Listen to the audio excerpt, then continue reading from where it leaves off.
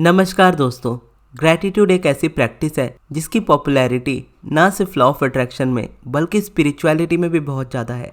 और मोस्टली लोग जो भी लॉ ऑफ अट्रैक्शन फॉलो करते हैं उन्हें ग्रैटिट्यूड की इम्पोर्टेंस हमेशा से पता होती है। लेकिन उसमें प्रॉब्लम ये आती है कि जब भी वो ग्रैटिट्यूड करने की कोशिश करते हैं तो उनके अंदर वो फीलिंग क्रिएट नहीं होती जो उस शब्द में हो रही होती है।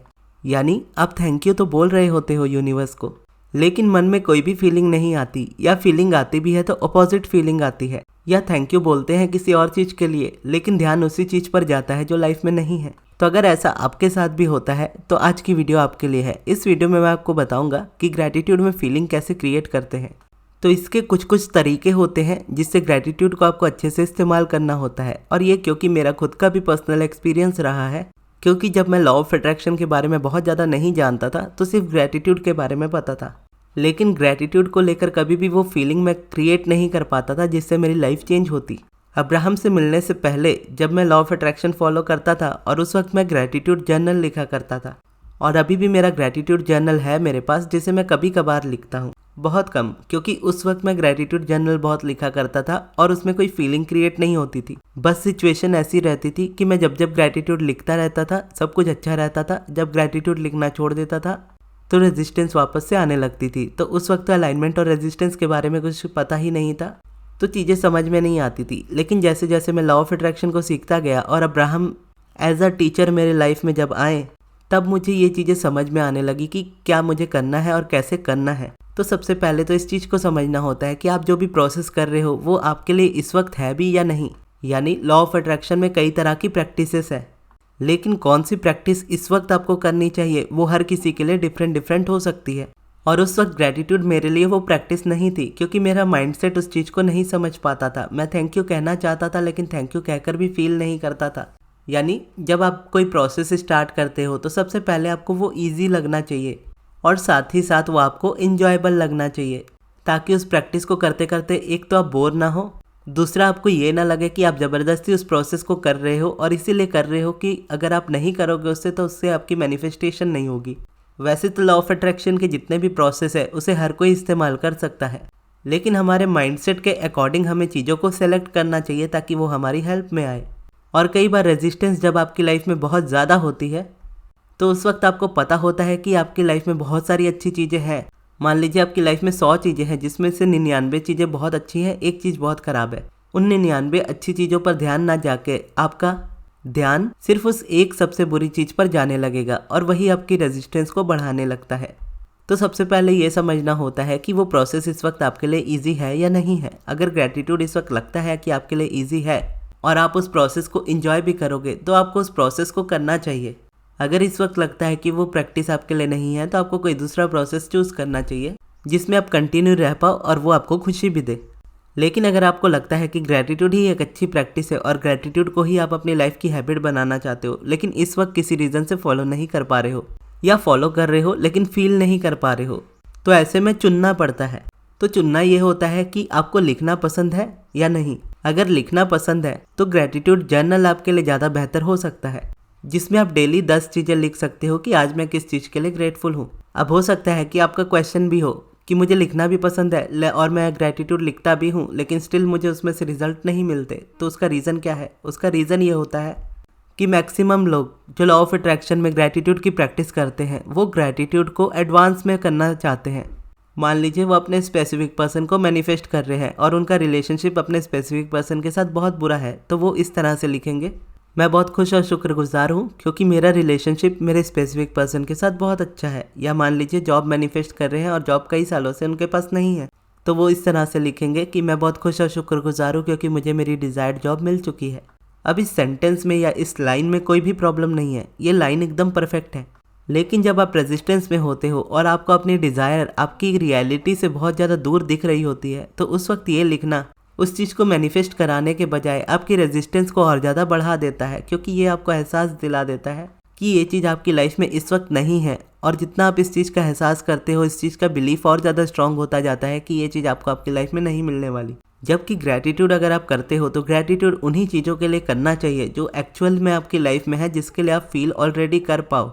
अब भले ही वो आपके घर का कोई मेंबर हो जिनके लिए आप ग्रैटिट्यूड फील करो, या कोई फ्रेंड हो, या आपका कोई पेट हो, या कोई भी ऐसी चीज़ हो जो आपको एक्चुअल में ग्रैटिट्यूड फील कराए, अगर वो चीज़ आपको लगती है तो आप उसको लिख सकते हो और उसमें आपकी फीलिंग भी क्रिएट होगी। या दिन भर में कोई भी चीज़ अच्छी हुई और आपको लगता है कि पूरे दिन में एक चीज़ अच्छी हुई, तो उसी चीज़ के बारे में 10 बार आप लिख सकते हो, क्योंकि वो करंट रियलिटी में हुई होती है और अच्छी चीज़ होती है, तो वो आपको ग्रैटिट्यूड में फीलिंग क्रिएट करने में हेल्प करती है। और सेम गलती मैं भी करता था। मुझे ग्रैटिट्यूड लिखना बहुत पसंद था, मुझे लिखना भी बहुत पसंद था। सिर्फ ग्रैटिट्यूड ही नहीं, मैं बहुत सारी अलग अलग चीज़ें लिखता रहता था। कभी पोइट्रीज लिखता था, कभी लिरिक्स लिखता था गानों के। लेकिन स्टिल ग्रैटिट्यूड का प्रोसेस मेरे लिए उतने अच्छे से वर्क नहीं कर रहा था, क्योंकि मैं चीज़ें एडवांस में लिखने की कोशिश करता था। जो चीज़ मेरे पास नहीं होती थी वो लिखने की कोशिश करता था कि मेरे पास है, और सिर्फ रियलिटी में देखकर परेशान होता रहता था कि ये चीज़ मेरी लाइफ में नहीं आ रही है। और उसके बाद जब अब्राहम मेरे लाइफ में आई तो एक चीज़ मुझे बस हमेशा के लिए समझ में आ गई लॉ ऑफ अट्रैक्शन में, कि अगर कोई चीज़ मैं अपनी लाइफ में मैनिफेस्ट करना चाहता हूँ और वो चीज़ मान लीजिए मेरी लाइफ में इस वक्त नहीं है, तो उसका एक ही रीज़न है। इस रीज़न के अलावा कोई दूसरा रीज़न नहीं है कि वो चीज़ मेरी लाइफ में नहीं आ सकती, और वो रीज़न है रेजिस्टेंस। अब इसका मतलब फिक्स है कि रेजिस्टेंस ही इकलौता ऐसा रीज़न है जिसकी वजह से आप जो डिज़ायर अपनी लाइफ में चाहते हो वो इस वक्त मैनिफेस्टेशन में नहीं है। क्योंकि आपके थॉट्स और आपकी फीलिंग्स आपके डिज़ायर के थॉट्स और डिज़ायर की फीलिंग से टोटली अपोजिट होती है। यानी जब आप मैनिफेस्ट करना चाहते हो किसी चीज़ को, उस चीज़ को मैनिफेस्ट करने के बाद आपको जो फीलिंग होगी वो हैप्पीनेस और पॉजिटिविटी की होगी। लेकिन जब आप किसी चीज़ को मैनिफेस्ट कर रहे होते हो और उसके बारे में सोचते हो, लेकिन सोचकर आपको उसके बारे में बुरा फील होने लगता है कि ये चीज़ मेरी लाइफ में इस वक्त नहीं है और पता नहीं इसे कितना टाइम लगेगा, या ये आएगी भी या नहीं आएगी। ये फीलिंग रेजिस्टेंस होती है, यही फीलिंग रीज़न होती है उस चीज़ के मैनिफेस्ट ना होने का। और जैसे अब्राहम ने कहा था कि अब आपका इकलौता काम पूरी दुनिया में सिर्फ और सिर्फ ये है कि आप अपनी रेजिस्टेंस को धीरे धीरे निकालना स्टार्ट करो। और इस बात पे नोट रखिएगा कि अब्राहम ने कहा कि अपनी रेजिस्टेंस को धीरे धीरे करके निकालना स्टार्ट करो, क्योंकि आपकी लाइफ में कोई एक ऐसी डिज़ायर नहीं है जो फुलफिल नहीं हो रही है, बहुत सारी ऐसी डिज़ायर्स होंगी। और अगर आपका माइंड किसी एक अनफुलफिल्ड डिज़ायर को लेकर बहुत ज़्यादा परेशान हो रहा है, तो इसका मतलब है कि इन फ्यूचर में भी आपकी मैनिफेस्टेशंस होने में ऐसे ही प्रॉब्लम्स होंगी। तो इसलिए आपको धीरे धीरे करके अपनी सारी रेजिस्टेंस को निकालते जाना है। अब उसके लिए आप जो भी प्रोसेस चूज़ करोगे वो आपके लिए परफेक्ट होना चाहिए, इंजॉयबल होना चाहिए, जिसको आप लॉन्ग टर्म तक कर पाओ। क्योंकि आपका काम ये बोलना नहीं है कि मुझे ये चीज़ चाहिए। आपको क्या चाहिए यूनिवर्स को ऑलरेडी पता है। आपने जब मांगा था वो चीज़ ऑलरेडी वोटेक्स में आ गई थी। अब हमें ये बोलने की, ये सोचने की, ये फील करने की आदत छोड़नी है कि ये चीज़ मेरे पास नहीं है, ये चीज़ मेरे पास नहीं है। तो जब मैं इसको सीखा था तब मुझे पता चला था मेडिटेशन के बारे में, और 22 अलग प्रोसेस दिए थे। यानी अब्राहम ने 22 अलग प्रोसेस दिए थे, जिसमें से अब्राहम ने कहा था कि 22 में से 2-4 प्रोसेस ऐसे होंगे जो आप हमेशा यूज़ करोगे मोस्ट ऑफ द टाइम, और बाकी कुछ प्रोसेस ऐसे होंगे जो कभी कभार आप यूज़ कर लोगे, और उसके बाद कुछ प्रोसेस ऐसे होंगे जिसकी कभी ज़रूरत ही नहीं पड़ेगी, ना ही आप उसे यूज़ करोगे। तो उन्हीं 22 प्रोसेस में मैंने पॉजिटिव एस्पेक्ट्स भी पढ़ा था, मेडिटेशन भी पढ़ा था। और उस वक्त पॉजिटिव एस्पेक्ट्स मुझे लिखना उतना पसंद नहीं था, क्योंकि मुझे वो समझ में भी नहीं आया था, प्लस मुझे उतना वो लगता भी नहीं था कि मैं उससे कुछ मैनिफेस्ट कर पाऊंगा। तो उस वक्त मेरे लिए वो प्रोसेस नहीं था। हालांकि आपको पता है कि आज मैं पॉजिटिव एस्पेक्ट से कितनी सारी चीज़ें मैनिफेस्ट कर पाता हूँ। तो ये मेरी आज की रियलिटी है। आज मैं इसको ईजिली कर पाता हूँ क्योंकि मेरे अंदर अब उतनी रेजिस्टेंस नहीं है, मैं मोस्टली अलाइनमेंट में हूँ। उस वक्त जब रेजिस्टेंस में था तब मेरे लिए सबसे इजी प्रोसेस चूज़ करना था मुझे, और वो प्रोसेस था मेडिटेशन, जो कि हर किसी के लिए बहुत ज़्यादा इजी हो सकता है, अनलेस वो पर्सन डिप्रेशन में ना हो। क्योंकि जब डिप्रेशन में होता है कोई, तो आंखें बंद करने में भी डर लगता है। हालांकि जब मैंने मेडिटेशन स्टार्ट किया था तो उस वक्त मैं भी डिप्रेशन में ही था और मेरी मेडिसिन भी चल रही थी, और मुझे भी आंखें बंद करने में डर लगता था। लेकिन 2 हफ्ते की मेडिसिन कंप्लीट होने के बाद, यानी मुझे 1 महीने की मेडिसिन दी गई थी, 2 हफ्ते ऑलमोस्ट मैंने मेडिसिन खाई थी, उसके बाद मेरा माइंड इतना स्टेबल हो गया था कि मुझे आंखें बंद करने में उतना डर नहीं लगता था। तब मैंने मेडिटेशन करना स्टार्ट किया था, और जब मेडिटेशन करना स्टार्ट किया तो उसके बाद कभी डॉक्टर की ज़रूरत ही नहीं पड़ी। उन्होंने 1 महीने के बाद बुलाया था, लेकिन तब से लेकर आज तक 1 साल से भी ज़्यादा हो गए मैं उनके पास कभी नहीं गया, और ना ही मुझे उनकी ज़रूरत पड़ी। और मुझे मेडिटेशन प्रोसेस सबसे ज़्यादा इजी इसीलिए लगा था क्योंकि उसमें कुछ सोचने का नहीं था। क्योंकि इससे पहले मैं जितनी भी डिज़ायर्स पर वर्क करता था उसके बारे में मैं लिखता था, मैं उसके बारे में सोचता रहता था, कुछ ना कुछ बोलता रहता था मन ही मन, एफर्मेशंस, स्क्रिप्टिंग, हर तरह की टेक्निक्स ट्राई करता था, लेकिन कुछ भी नहीं होता था। और क्योंकि अब्राहम ने कहा था कि आपका इकलौता काम ऐसा है, आपका इकलौता ही काम ये है आपकी लाइफ में कि आप रेजिस्टेंस अपनी रिलीज करो, आप देखोगे आपकी लाइफ में सारी चीज़ें आ जाएंगी जो आपने 4-5 साल पहले भी चीज़ें सोची होंगी, या 10-12 साल पहले भी कोई चीज़ सोची होगी कि मुझे मेरी लाइफ में ये करना है, वैसा बनना है, और आप अपनी रेजिस्टेंस को रिलीज़ करते जाओगे तो आप देखोगे कि वो चीज़ें भी आपकी लाइफ में आने लगेंगी। तो ये चीज़ मुझे सबसे अच्छी लगी, मैं मेडिटेशन करने लगा, और मेडिटेशन मुझे काफ़ी सारी चीज़ों से डिटैच भी करता गया। क्योंकि मेडिटेशन में मैं कुछ सोच नहीं रहा होता था, सिर्फ अपने थॉट्स पर से ध्यान हटा रहा होता था। और जो भी रेजिस्टेंस वाले थॉट्स होते थे जो ऐसा कहते थे कि ये चीज़ मेरी लाइफ में नहीं है, या मुझे नहीं मिल सकती, या इसे टाइम लगेगा, या मैं ऐसा कैसे कर पाऊंगा, जितने भी ऐसे थॉट्स मेरे माइंड में आते जाते थे उन पर से मैं ध्यान हटाता जाता था। मैं ध्यान हटा लेता था तो उनका वाइब्रेशन वीक होने लगता था और वो मेरे ऊपर उतना वर्क नहीं कर रहे होते थे। मैं उस तरह के थॉट्स को, इवन पॉजिटिव थॉट्स को भी उतनी इंपॉर्टेंस उस वक्त नहीं देता था, क्योंकि ब्रीदिंग पे भी अगर मैं फोकस कर रहा होता था तो मेरा ध्यान नेगेटिविटी पर नहीं होता था। इसका मतलब है कि मैं कुछ नहीं भी सोच रहा हूँ, इसका मतलब मैं पॉजिटिव सोच रहा हूँ, यानी नेगेटिविटी पर ध्यान नहीं है तो ऑटोमेटिकली पॉजिटिविटी पे हूँ। क्योंकि हर सब्जेक्ट के 2 सब्जेक्ट होते हैं, एक नेगेटिव साइड, दूसरा पॉजिटिव साइड। आप एक साइड को छोड़ देते हो तो दूसरे साइड में ऑटोमेटिकली आ जाते हो। तो मैंने नेगेटिविटी वाले थॉट्स को छोड़ा या पॉजिटिविटी वाले थॉट्स को छोड़ा, या आप बोलोगे डायरेक्ट थॉट्स को ही छोड़ा। तो जो भी थॉट्स नेगेटिविटी क्रिएट कर रहे थे उन पर से मेरा ध्यान हट गया, और ध्यान हट गया तो मैं ऑटोमेटिकली पॉजिटिविटी में आने लगा और उसकी डेली प्रैक्टिस होने लगी। तो डेली प्रैक्टिस से मेरा माइंड अवेयर होने लगा। तो दिन भर में भी मैं सोचता था, अगर कोई नेगेटिव थॉट मेरे माइंड में आता था, इमीडिएटली मुझे पता चल जाता था कि मैं कुछ नेगेटिव सोच रहा हूँ या फील कर रहा हूँ। उसी वक्त मैं फिर उसको चेंज कर लेता था, अपना ध्यान किसी दूसरी चीज पे लगा लेता था कि चलो अब गाना सुन लेते हैं, चलो अब वीडियो बना लेते हैं, चलो अब बुक पढ़ लेते हैं। फिर ऐसे 3 महीने होते गए, और जैसा अब्राहम ने कहा था कि आप इम्पल्स के थ्रू समझते हो। जब आप इनर बीइंग से अपना कनेक्शन स्ट्रॉन्ग कर लेते हो तो आपका इनर बीइंग आपको गाइड करता है। और वो ये भी कहती है कि जब आप अपने इनर बीइंग से जुड़ जाते हो तो आपको दुनिया में किसी भी इंसान की जरूरत नहीं पड़ती, ना आपको अब्राहम की भी कभी जरूरत नहीं पड़ेगी अगर आप मेडिटेशन करते रहोगे तो। इतनी श्योरिटी अब्राहम ने मुझे दी, तो फिर मैं मेडिटेशन में ही हमेशा कंटिन्यू रहता गया। और उसके बाद अगर देखूँ तो मुझे सच में किसी की जरूरत नहीं पड़ती, क्योंकि मुझे कहीं ना कहीं पता होता है कि जो भी चीज़ मेरी लाइफ में होती है, कॉन्ट्रास्ट जब भी आता है तो मोस्ट ऑफ द टाइम मैं खुद ही बाहर आ जाता हूँ। अगर नहीं भी आ रहा होता हूँ तो सॉल्यूशन खुद ही मेरे पास आ जाता है, मेरा इनर बीइंग मुझे गाइड कर देता है। कहीं ना कहीं से वो चीज़ मुझे मिल जाती है, यानी मुझे जाके ढूंढना नहीं पड़ता। मुझे पता होता है कि जब मैं नहीं कर पा रहा हूँ, अब्राहम के पास जाना, अब्राहम की बुक को ओपन करना है, कुछ ना कुछ मिल जाएगा मेरे लिए। और वो भी ज़्यादातर नहीं करना पड़ता, क्योंकि मुझे खुद ही पता होता है, क्योंकि मैंने ही अब्राहम की टीचिंग्स को इतना ज़्यादा पढ़ के रखा है, इतना एक्सपीरियंस किया है। इतना एक्सपीरियंस करने के बाद कहीं ना कहीं ये एक्सपीरियंस आपको हो ही जाता है कि किस सिचुएशन को कैसे डील करना है। तो ऐसे 3 महीने कंटिन्यू निकले मेडिटेशन में, जहाँ पर मैं अपने इनर बीइंग के साथ बहुत ज़्यादा कनेक्ट हो गया। वहाँ पर मैं इम्पल्स के थ्रू समझने लगा कि अब मुझे क्या करना चाहिए। और 3 महीने बाद मैंने सोचा कि अब मुझे एक न्यू प्रैक्टिस ऐड करनी है मेरी लाइफ में। मेडिटेशन तो मेरे लिए रहेगा ही हमेशा, क्योंकि मेडिटेशन ने मुझे सब कुछ दिया है। अब मेरा ध्यान इस चीज़ पर भी होना चाहिए कि मैं थोड़ा पॉजिटिविटी भी अपनी लाइफ में और ज़्यादा क्रिएट करूँ और ज़्यादा बूस्ट करूँ। तब मेरे मन में ख्याल आया वापस से ग्रैटिट्यूड करने का। तब मुझे ग्रैटिट्यूड वॉक मिला रेवती दीदी के चैनल से, जो कि मुझे बहुत अच्छा कॉन्सेप्ट लगा।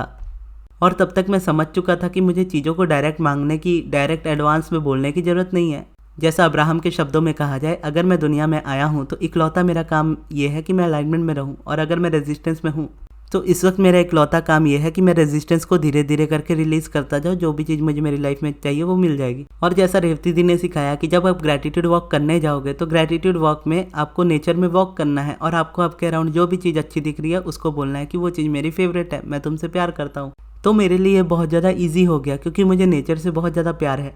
तो मैं छत पर ही चलने लगा अपनी वॉक करते करते। मैं अपने अराउंड जो भी चीज़ें दिख रही होती थी उसको थैंक यू कह रहा होता था, उसे अप्रिशिएट कर रहा होता था कि ये पेड़ कितना अच्छा है, आज आसमान कितना अच्छा है, आज मौसम कितना अच्छा है। मतलब जब आप ग्रैटिट्यूड लिखने जाते हो या वॉक करने भी जाते हो तो आपके माइंड में ये भी थॉट्स कई बार नहीं आ रहे होते कि किस चीज़ के लिए लिखना है ग्रैटिट्यूड, किस चीज़ के लिए बोलना है ग्रैटिट्यूड। तो ग्रैटिट्यूड वॉक करते समय ये प्रॉब्लम फिर सॉल्व हो जाती है आपकी, क्योंकि आपके अराउंड जो भी चीज़ आपको दिख रही होती है आप उस चीज़ को अप्रिशिएट कर रहे होते हो, उसको थैंक यू कह रहे होते हो। और वही मैं भी कर रहा होता था, तो मुझे भी इतने अच्छे रिजल्ट्स फिर मिलने लगे। फिर वो 3 महीने कंटिन्यूस चलता रहा, यानी पहले 3 महीने मैंने मेडिटेशन किया, उसके नेक्स्ट 3 महीने मैंने ग्रैटिट्यूड वॉक और मेडिटेशन किया। यानी मेडिटेशन को 6 महीने हो गए थे करते हुए, और ग्रैटिट्यूड को 3 महीने हो गए थे। तो 3 महीने मैं डेली वॉक करते करते ग्रैटिट्यूड बोलता था, तो मेरी हैबिट बन गई थी ग्रैटिट्यूड करने की। तो मुझे अलग से वॉक करके ग्रैटिट्यूड नहीं करना पड़ता था, मैं थैंक यू नेचुरली बोल पाता था, नेचुरली फील कर पाता था। तो उसके बाद फिर वो प्रोसेस मुझे बोरिंग लगने लगा कि मैं चल के थैंक यू कहूँ। और उस वक्त तक मैं मैनिफेस्टेशन के बारे में उतना सोच भी नहीं रहा होता था।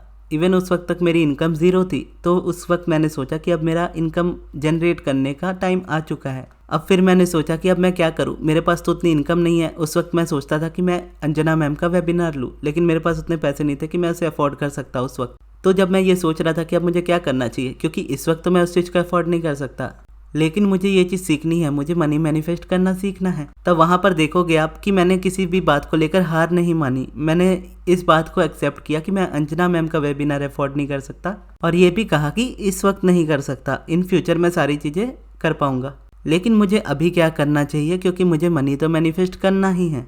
तो जब मैंने ये क्वेश्चन पूछा तो इमीडिएटली मेरे माइंड में आंसर आया अब्राहम से रिलेटेड, कि अब्राहम ही मेरी लाइफ की सबसे बेस्ट टीचर हैं, जिनकी लाइफ की सारी टीचिंग्स मेरे लिए वर्क की हैं। और आंसर में आया कि उनकी एक बुक है money and the law of attraction, वो खरीदनी चाहिए। तो वो मैं अफोर्ड कर सकता था उस वक्त, और दिवाली का ही टाइम था, तो दिवाली के पैसों से ही मैंने वो बुक खरीदी थी। और वो जो बुक मैंने खरीदी थी उसमें सिर्फ और सिर्फ पॉजिटिव एस्पेक्ट्स और पिवटिंग के बारे में सबसे ज़्यादा बताया गया था। मोस्टली पिवटिंग भी पॉजिटिव एस्पेक्ट्स ही है, लेकिन पॉजिटिव एस्पेक्ट्स को क्या है, आप लिखते हो, पिवटिंग आप माइंड में कर लेते हो। तो पॉजिटिव एस्पेक्ट्स के बारे में इतना कुछ पता चला, कैसे लिखते हैं वो पता चला। तब जाके मुझे इस प्रोसेस को लिखने की इच्छा हुई, जो कि मैंने आपको बताया कि सबसे पहले मैं ask and it is given book से ही इसके बारे में जानता था, लेकिन कभी लिखने का मन नहीं होता था, क्योंकि उस वक्त ये वाला प्रोसेस मेरे लिए नहीं था। लेकिन 6 महीने हो चुके थे कंटिन्यूअस प्रैक्टिस करते हुए, अब बारी आ चुकी थी कि मैं अपने आप को नेक्स्ट लेवल पर लेकर जाता। और उस वक्त मेरे लिए ये आंसर था कि जैसा मेरे इनर बीइंग ने गाइड किया कि अब मुझे ये करना चाहिए। तो जिस दिन मेरी इनकम 0 थी, अगले दिन जिस दिन मैंने उसी दिन लिखा था पॉजिटिव एस्पेक्ट्स रात को मनी के लिए, और अगले दिन मेरे पास 2 इनकम के सोर्सेज थे, यानी 24 घंटे के अंदर मैनिफेस्टेशन मेरी हो चुकी थी। अब 24 घंटे सुनने में बहुत अच्छा लगता है कि 24 घंटे के अंदर आपने कुछ मैनिफेस्ट कर लिया, इनकम ही जनरेट कर ली। और उसके 3 महीने बाद मेरा इनकम मंथली का 1 लाख से भी क्रॉस कर गया, जो कि पहले 0 होता था। 0 से 1 लाख रुपए की इनकम मैंने अगले 3 से 4 महीने में ही कवर कर ली, फिर वो भी आगे बढ़ती गई। देखने में तो ये 3-4 महीने आप देखोगे या 24 घंटे के अंदर की मैनिफेस्टेशन देखोगे तो बहुत छोटी लगती है, लेकिन अगर आप इसके पीछे का देखोगे तो इतना टाइम मैंने अब्राहम को पढ़ने में दिया, इतना मैंने उनको सीखा। उन्होंने जैसे कहा कि रेजिस्टेंस को निकालना है, तो उस चीज़ पे मैंने वर्क किया। 6 महीने मैंने कंटिन्यूसली मेडिटेशन किया, और उसमें 3 महीने का ग्रेटिट्यूड। उसके बाद मेरा कनेक्शन मेरे इनर बीइंग के साथ इतना स्ट्रांग था कि मेरा इनर बीइंग मुझे खुद गाइड कर रहा था कि भाई पॉजिटिव एस्पेक्ट लिख, और जब मैंने लिखा तो अगले दिन मुझे उसका रिजल्ट मिल गया। और तब से लेकर आज तक मैं पॉजिटिव एस्पेक्ट्स ऑफ मनी ही लिखता हूँ। इवन ग्रेटिट्यूड भी अब मैं कर रहा हूँ, क्योंकि आपकी लाइफ में भी कॉन्ट्रास्ट हमेशा आते जाते रहते हो। हमेशा एक पीक वाली हैप्पीनेस फीलिंग आप क्रिएट करके नहीं रख पाते अपने पास। इमोशंस में आपका अप डाउन चलता है, तो वो अप डाउन होता रहेगा, ये आपको समझना है। लेकिन ये भी आपको समझना है कि अप डाउन का ये मतलब नहीं है कि आप कभी बहुत पॉजिटिव फील करोगे, कभी आप बहुत नेगेटिव फील करोगे। ये आप शुरुआत में करते हो जब आप प्रैक्टिस स्टार्ट करते हो, लेकिन जब आप एक प्रैक्टिस में कंप्लीट करने के बाद एक अलाइनमेंट में आ जाते हो, तो आप most of the time happy रहते हो, मोस्ट ऑफ द टाइम एक अच्छी फीलिंग में रहते हो। लेकिन आपकी वाइब्रेशन गिरती भी है तो ज़्यादा नहीं गिरती। आप गुस्सा फील करते हो, आप ब्लेम फील करते हो, आप फ्रस्ट्रेशन फील करते हो, लेकिन आप डिप्रेशन, स्ट्रेस, एंग्जाइटी या बहुत लो वाली जो फीलिंग होती है उसमें से टोटली बाहर आ जाते हो। और यही जो फीलिंग होती है जहाँ पर आप कुछ मैनिफेस्ट नहीं कर पाते, इस फीलिंग में से ही आपको हमेशा बाहर निकलना होता है। जब आप लो फील नहीं कर रहे होते, अंदर से एंग्जाइटी, स्ट्रेस, डिप्रेशन में नहीं रहते, तो आपका माइंड केपेबल रहता है सारी चीज़ों को मैनिफेस्ट करने के लिए, अपने आप को एक अच्छे इमोशन में रखने के लिए। तो इस वीडियो को मैं समराइज़ कर देता हूँ। समरी में बस ये है कि अगर आपको ग्रेटिट्यूड करना है या कोई भी प्रोसेस करना है, तो सबसे पहले आपको क्वेश्चन पूछना है अपने आप से कि ये प्रोसेस इस वक्त मेरे लिए है या नहीं। क्या ये प्रोसेस मैं इंजॉय करता हूँ और क्या मैं इसको लॉन्ग टर्म तक लेकर जा सकता हूँ। अगर आंसर हाँ में आता है तो इस वक्त आप उसको स्टार्ट कर सकते हो। और उसके बाद ये भी देखना है कि आपको अगर ग्रेटिट्यूड कर रहे हो तो ये देखना है कि आपको लिखना पसंद है या वॉक करना पसंद है।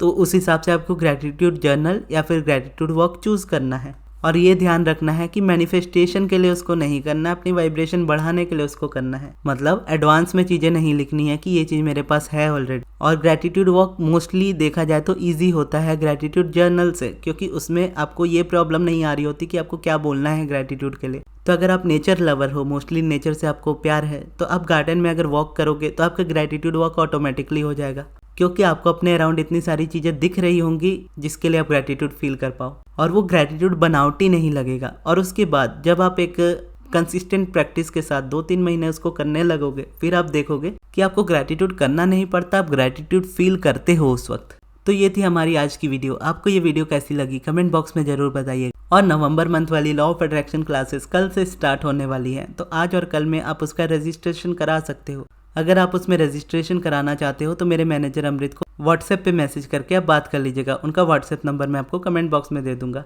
लेकिन उससे पहले ये वाली वीडियो जरूर देख लीजिएगा, जिसमें मैंने बताया है कि नवंबर वाले मंथ के बैच में एक्चुअली में क्या होने वाला है, जो आप सीखने वाले हो 21 डेज के लिए। और इस वीडियो को यहाँ तक देखने के लिए बहुत बहुत धन्यवाद।